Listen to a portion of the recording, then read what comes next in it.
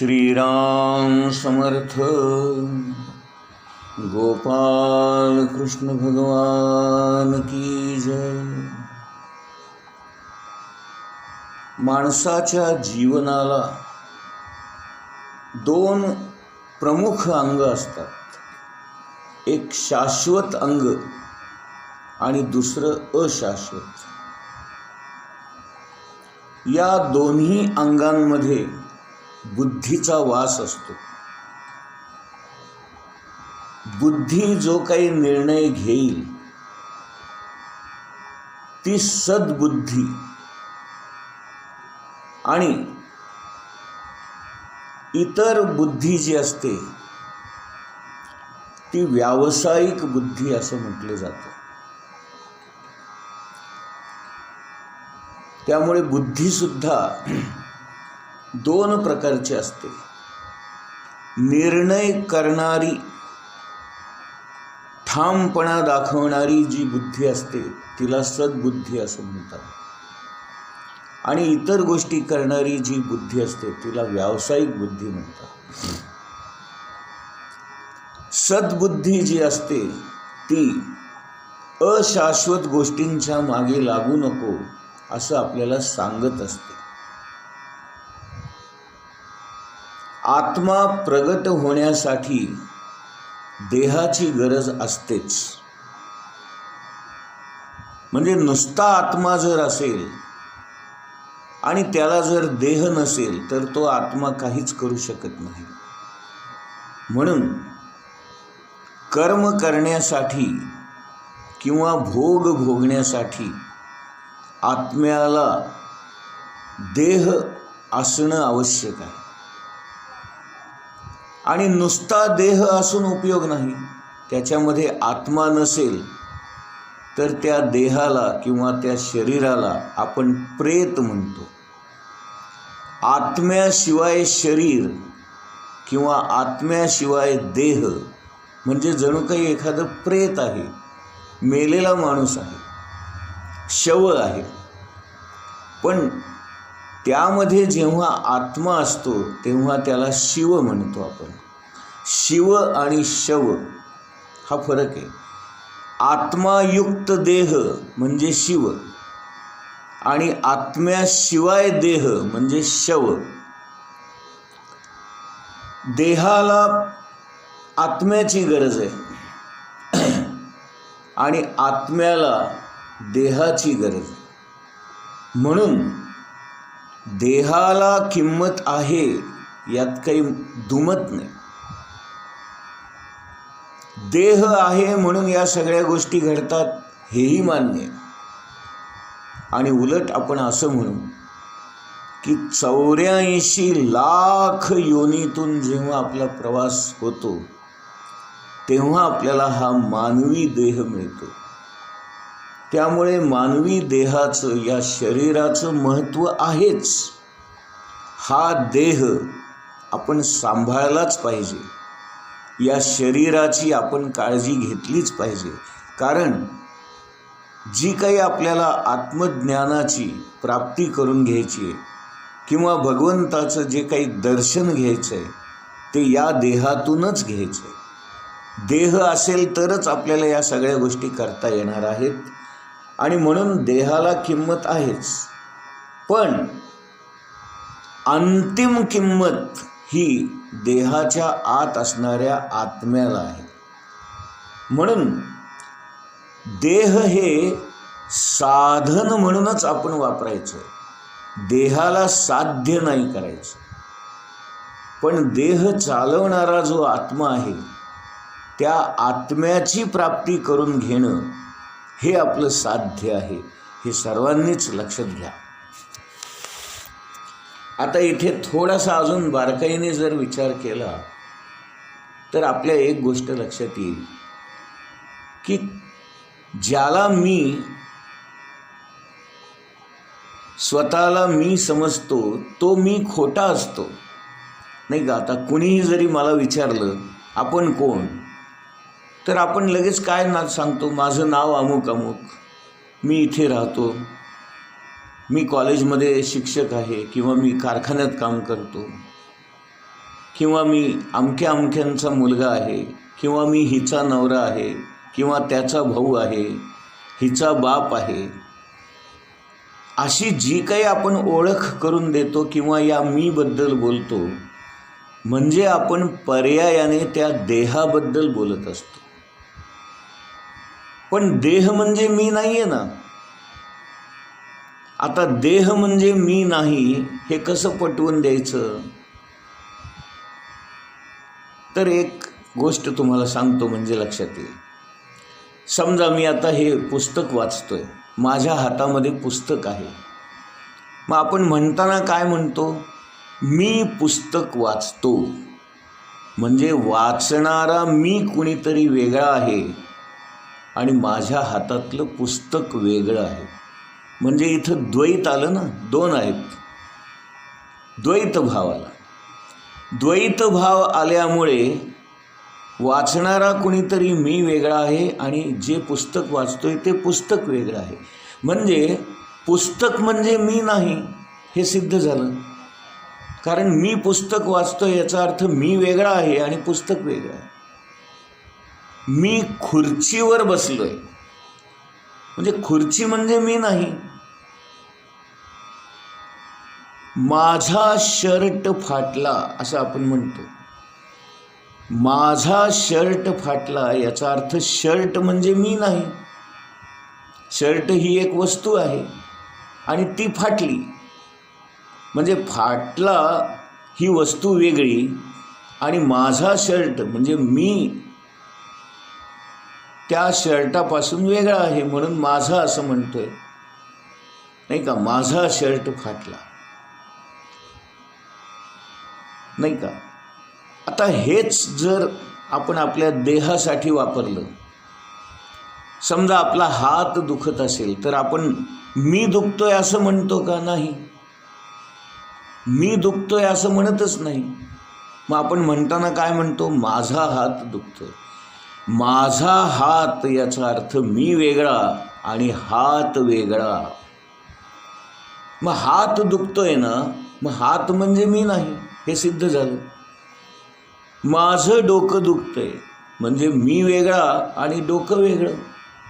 माझा पाय दुखतोय म्हणजे मी वेगळा आणि पाय वेगळा.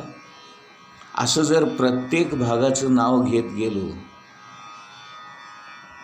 तर तो अवयव म्हणजे मी नाही. माझा डोळा म्हणजे मी नाही. माझा कान म्हणजे मी नाही. माझं डोकं म्हणजे मी नाही. माझं पोट म्हणजे मी नाही. माझी पावलं म्हणजे मी नाही. माझी बोट म्हणजे मी नाही. माझे केस म्हणजे मी नाही. म्हणजे शरीराचे प्रत्येक अवयव म्हणजे मी नाही हे सिद्ध झालं. म्हणजेच याचा अर्थ शरीर म्हणजे मी नाही हे सिद्ध झालं की नाही. मग शरीर म्हणजे जर मी नसेन तर मग मी आहे कोण? म्हणून आपल्याला खऱ्या मीचा शोध घ्यायचा आहे. आता खरा मी कोण? तर या देहाला चालवणारा जो आतमध्ये जीवात्मा आहे तो जीवात्मा म्हणजे मी आहे हे लक्षात घ्या. आणि हा जीवात्मा कोणी दुसरा तिसरा नसून परमात्म्याचाच आपण अंश आहोत. आता हे समजण्यासाठी आणखीन एक उदाहरण देतो. तांदळाचा डबा आहे आणि त्या तांदळाच्या डब्यातून थोडेसे तांदूळ बाहेर सांडले. मग बाहेर सांडलेले तांदूळच आहेत ना. डब्यात असताना तांदूळ आहेत आणि बाहेर सांडले म्हणजे वेगळे होतात का? ते नाही. मग तांदळाच्या डब्यातून बाहेर सांडलेले तांदूळच आहेत आणि त्यातला प्रत्येक तांदळाचा दाणा हा प्रत्येक तांदूळच आहे. तसं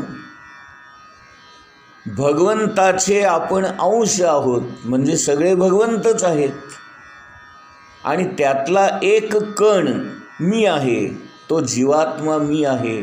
म्हणजे मी भगवंतच नाही का? मग आता तुम्ही थोडा अजून बारकाईने विचार करा. जर मीच भगवंत आहे तर मग मला भगवंताची प्राप्ती काय करून घ्यायची आहे, नाही का? समजा आता मी आनंद जोशी आहे आणि मीच जर इकडं तिकडं फिरत विचारायला लागलो लोकांना, आनंद जोशी कुठं आहे, मला त्याला भेटायचं आहे, लोक मला हसतील की नाही, लोक मला वेड्यात काढतील की नाही? अरे बाबा, तूच आनंद जोशी आहेस, मग तू अजून कुणाला भेटणार आनंद जोशीला?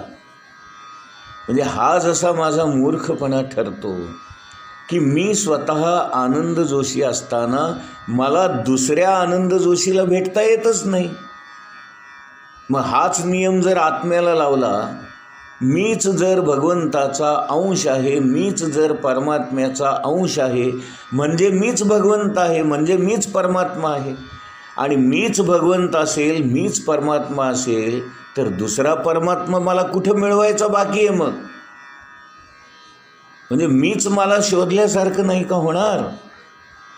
म्हणून आपल्याला भगवंताची प्राप्ती नाही करून घ्यायची आहे, भगवंताला नाही भेटायचं आहे, भगवंताला नाही शोधायचं आहे, कारण तोच मी आहे. फक्त आपल्याला तो अनुभव घ्यायचा आहे की मीच तो आहे आणि तोच मी आहे. हा अनुभव घेण्यासाठी आपली ही सगळी धावपळ चाललेली आहे. आपल्याला भगवंत भेटायचा नाही, आपणच भगवंत आहोत. जर आपणच स्वतः भगवंत आहोत तर बाहेरून दुसरा कोण भगवंत भेटणार आहे आपल्याला? नाहीच. म्हणून आपल्याला आपणच भगवंत आहोत हा अनुभव घ्यायचा आहे आणि त्याची अनुभूती घ्यायची आहे. आणि हे सद्गुरू कृपेने होतं आणि म्हणून आपल्याला सद्गुरूंना शरण जायचं असतं. मग आता हे जर तुम्हाला लक्षात आलं तर तुमचा परमात्म्याचा जो शोध चालू आहे तो थांबेल की नाही?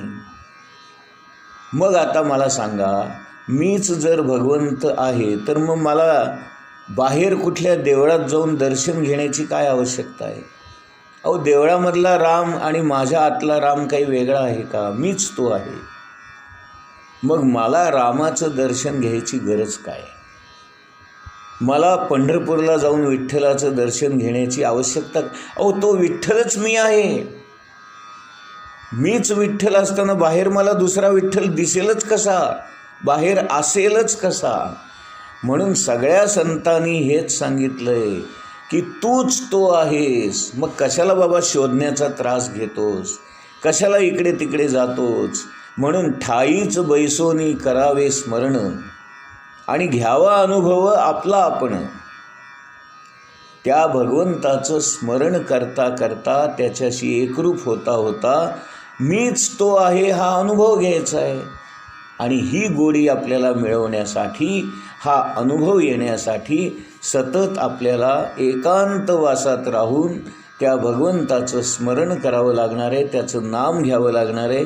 म्हणजे मग हळूहळू आपण त्या भगवंतापर्यंत पोहोचू आणि एक दिवस आपल्या लक्षात येईल की अरे, ज्याचं मी नाम घेत होतो तोच मी आहे, ज्याला मी शोधत होतो तोच मी आहे, ज्याची भेट व्हावी म्हणून मी तडफडत होतो तोच मी आहे.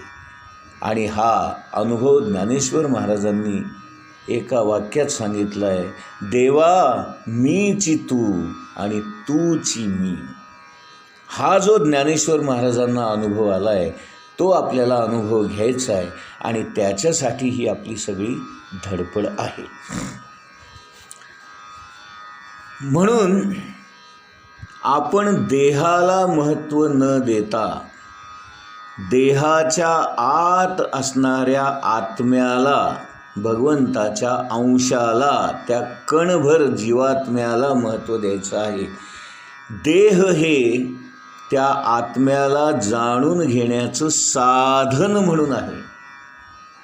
लक्षात आलं? आता सांख्य मार्गाची माणसं जी असतात त्यांचं म्हणणं काय आहे की तू आपल्या देहाकडे लक्ष दे, नाही का? अर्जुनाला भगवान श्रीकृष्ण म्हणतात, देही नित्यम अवध्योयम देहे सर्वस्य भारत. तुझ्या देहाला युद्धाचं कर्म करायला आलं आहे ते तू कर्म कर. असेच प्रश्न आपल्याही प्रपंचात येतात. कशाला किती किंमत द्यायची आणि प्रत्येक गोष्टीची किंमत काय आहे हे आपल्याला समजलं पाहिजे. ज्यांना महत्त्व द्यायचं त्यांनाच महत्त्व दिलं पाहिजे आणि ज्याच्याकडे दुर्लक्ष करायचं त्याच्याकडे आपण दुर्लक्ष केलं पाहिजे. काय महत्त्वाचं आहे आणि किती महत्त्वाचं आहे हे समजून घेण्यासाठीच हा सगळा सांख्ययोग गीतेमधला आपल्याला शिकायचा आहे. आपल्या प्रपंचामध्ये सुख असतं, दुःख असतं, यश असतं, अपयश असतं, मान असतो, अपमान असतो, गार असतं, गरम असतं, चांगलं असतं, वाईट असतं, उत्तम असतं, कनिष्ठ असतं, दिवस असतो, रात्र असते, ज्ञान असतं, अज्ञान असतं. म्हणजे या सगळ्या गोष्टी आपल्या आयुष्यात असणारच आहेत. मग प्रत्येक गोष्टीला किती महत्त्व द्यायचं आणि त्यातल्या कुणाला महत्त्व द्यायचं हे कळणं, याचाच अर्थ विवेक. आणि गीतेमध्ये बऱ्याच वेळेला विवेकाने वागा, विवेकाने वागा, विवेकाने वागा हे जे म्हटलेलं आहे त्याचा हाच अर्थ आहे की कशाला किती महत्त्व द्यायचं आणि कुणाला किती महत्त्व द्यायचं हे समजून त्याप्रमाणे वागणं, याला विवेक असं म्हणतात. गोपाल कृष्ण भगवान की जय.